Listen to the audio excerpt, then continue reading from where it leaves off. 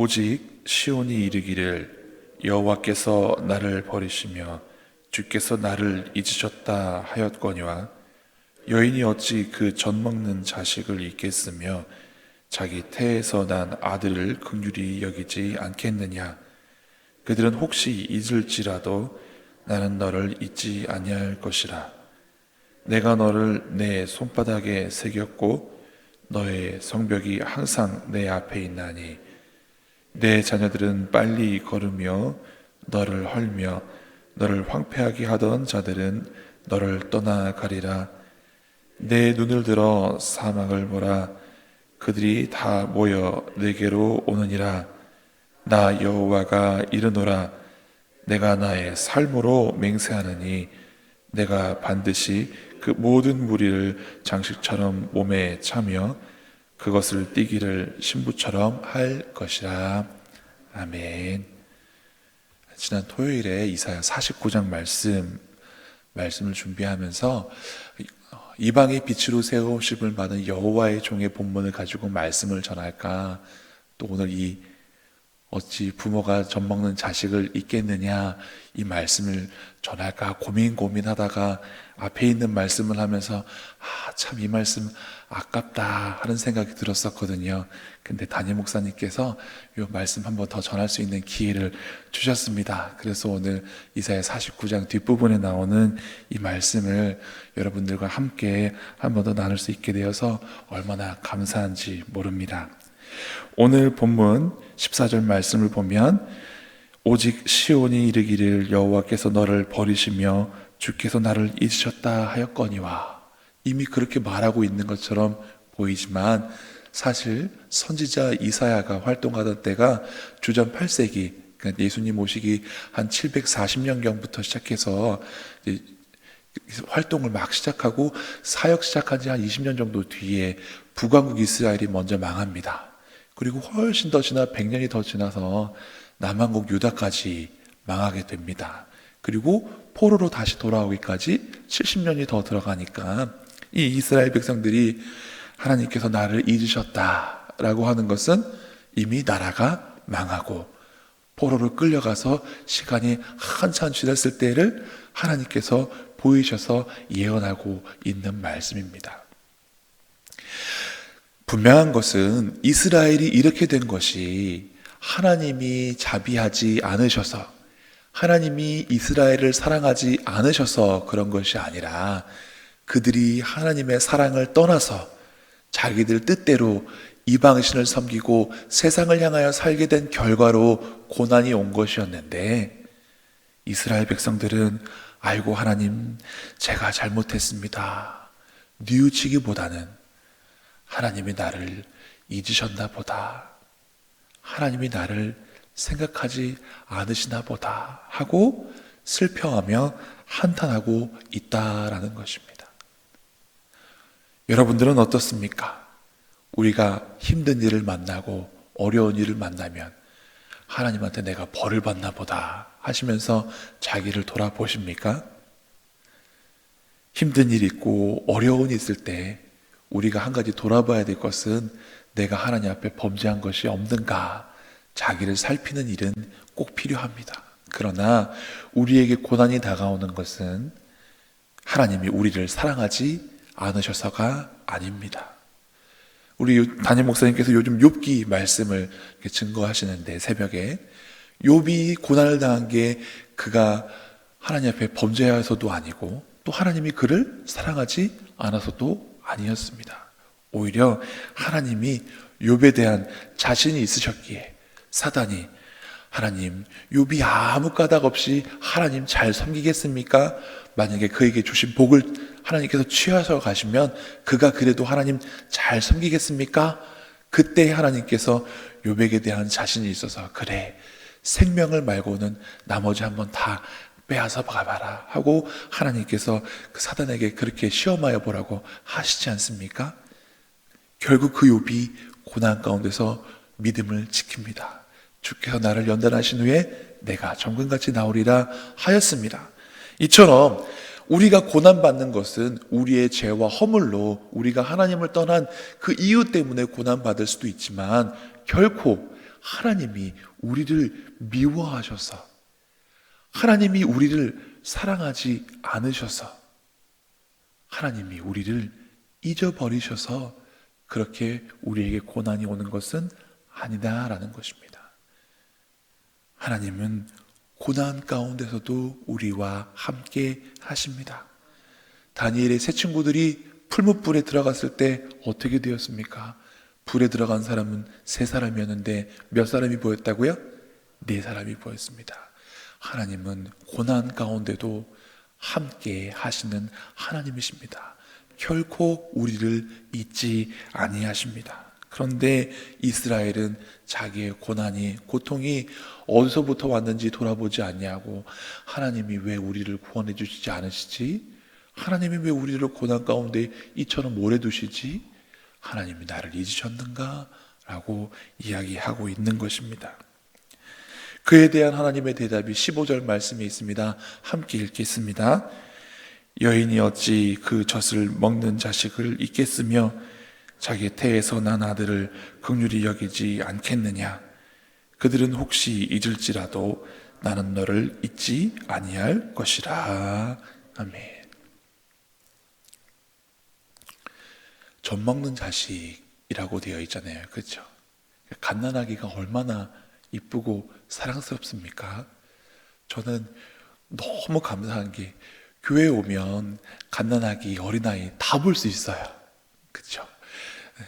이렇게 안고 오면요, 아기가 너무 이쁩니다. 막 사랑스럽습니다. 어떨 때는 막 깨물어주고 싶을 정도로 너무 이쁩니다. 남의 자식도 이 젖 먹을 때 갓난아기 너무 이쁘고 귀엽고 사랑스러운데 하나님 말씀하십니다. 여인이 어떻게 그 젖 먹이는 자식을 잊겠느냐?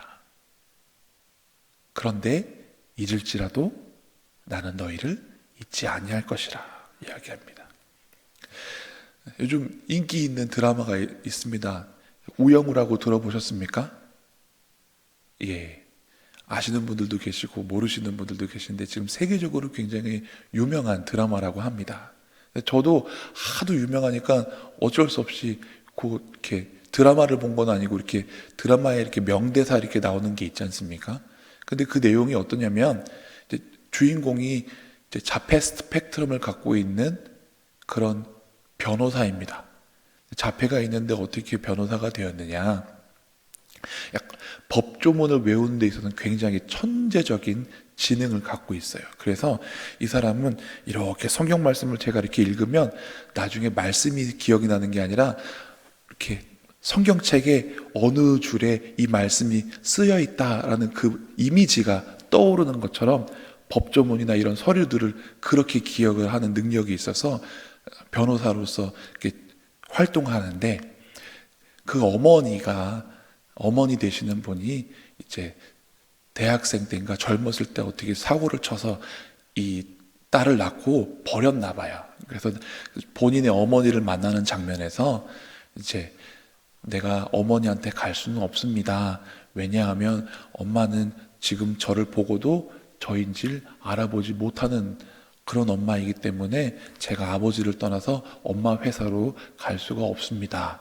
이런 대사를 하나 제가 들었고, 또 하나는 저에게는 좋은 엄마가 아니었지만 지금 있는 아들에게는 좋은 엄마가 돼주세요 라는 이런 대사가 있습니다.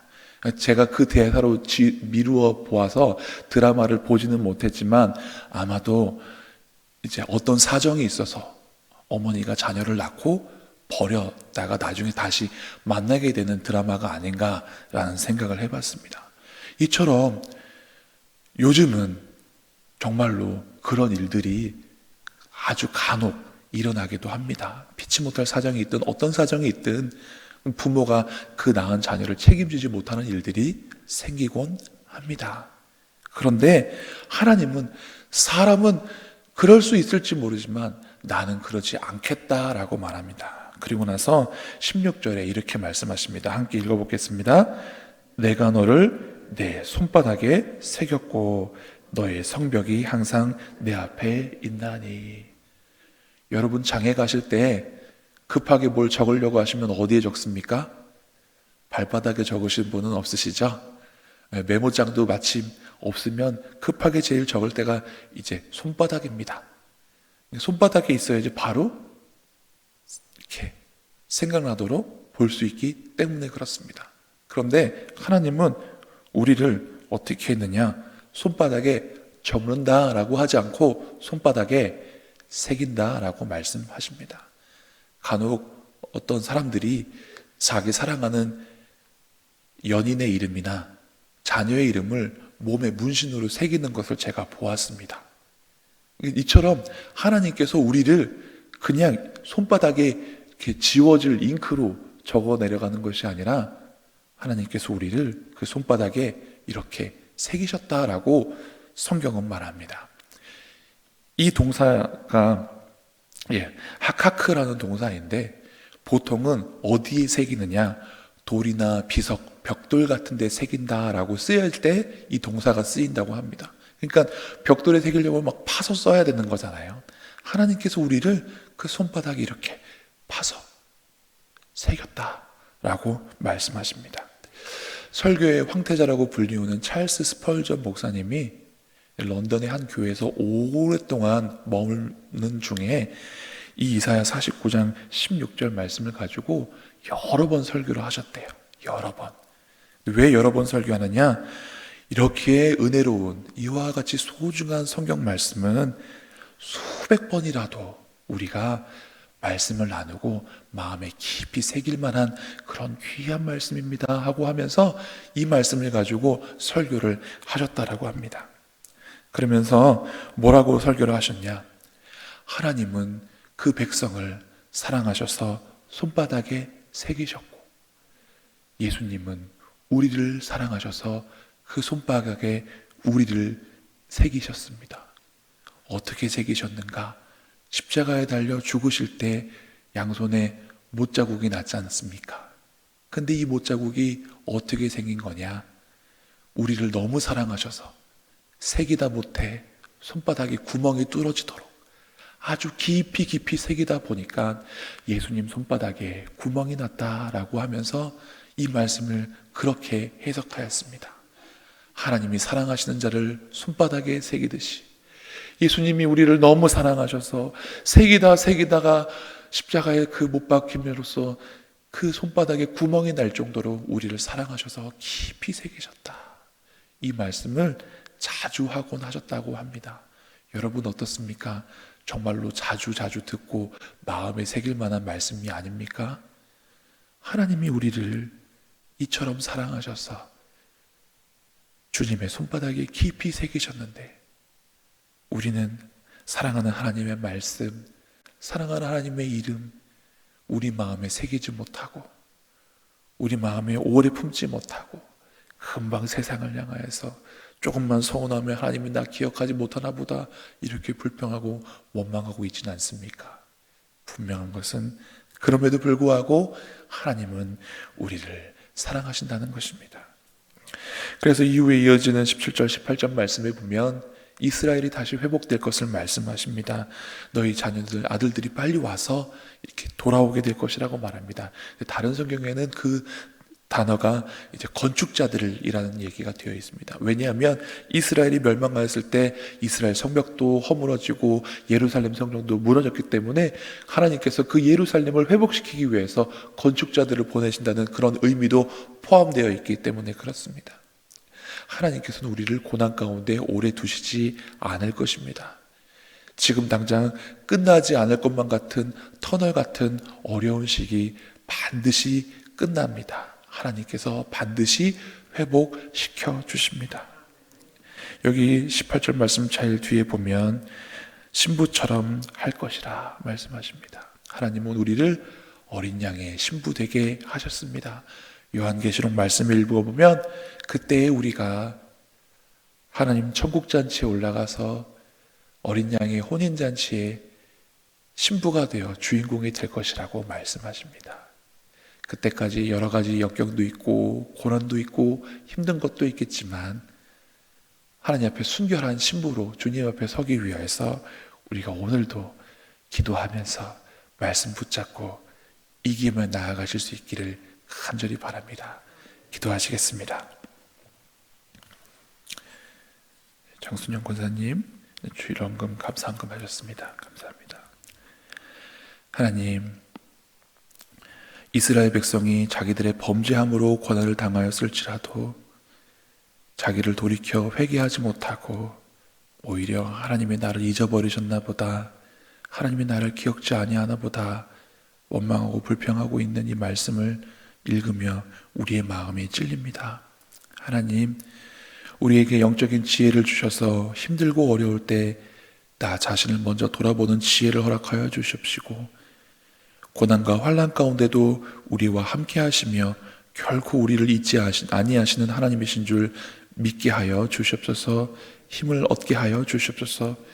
여인이 그 젖먹는 자식을 잊을지라도 하나님은 그렇게 하지 아니하시며 잊을 수 없다고, 우리를 잊을 수 없다고 말씀하시고 우리를 그 손에 새기시겠다고 말씀하셨는데, 예수님 십자가에 달려 죽으시며 그 사랑으로서 우리의 이름을 그 손에 깊이 새기게 하여 주심을 감사를 드립니다.